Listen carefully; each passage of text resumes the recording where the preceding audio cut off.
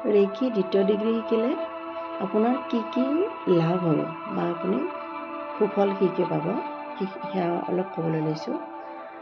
প্ৰথম ডিগ্ৰীত আপুনি ৰেকি এনাৰ্জি লাভ কৰিছে, যিমানখিনি এনাৰ্জি পাইছে, দ্বিতীয় ডিগ্ৰী শিকাৰ পিছত আপোনাৰ এনাৰ্জি লেভেল বাঢ়িব, বহুখিনি বাঢ়িব। আৰু আপুনি ৰেকি চিম্বলবোৰ পাব, যিবোৰ চিম্বলৰ বহুতখিনি এনাৰ্জি আছে, বহুত পাৱাৰ আছে।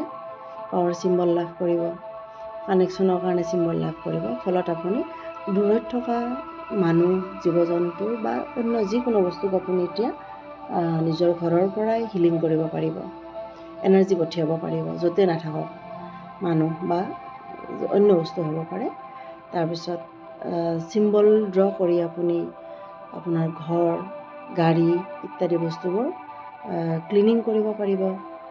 তাৰপিছত এই সকলো বস্তুক আপুনি দূৰৰ পৰাই প্ৰটেকশ্যন দি ৰাখিব পাৰে। ধৰক আপোনাৰ নিজৰ সন্তান দূৰত আছে, আপুনি বা কোনোবা মানুহ বা অন্য বস্তু, মৰমৰ বস্তু দূৰত আছে, সেইবোৰক আপুনি প্ৰটেক্ট কৰি ৰাখিব পাৰিব।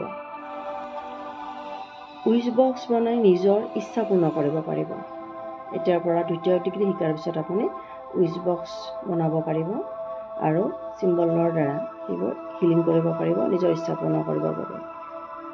তাৰপিছত আপুনি আন মানুহক বা অন্য যিকোনো কাৰণতে পানী হিলিং কৰি দিব পাৰিব।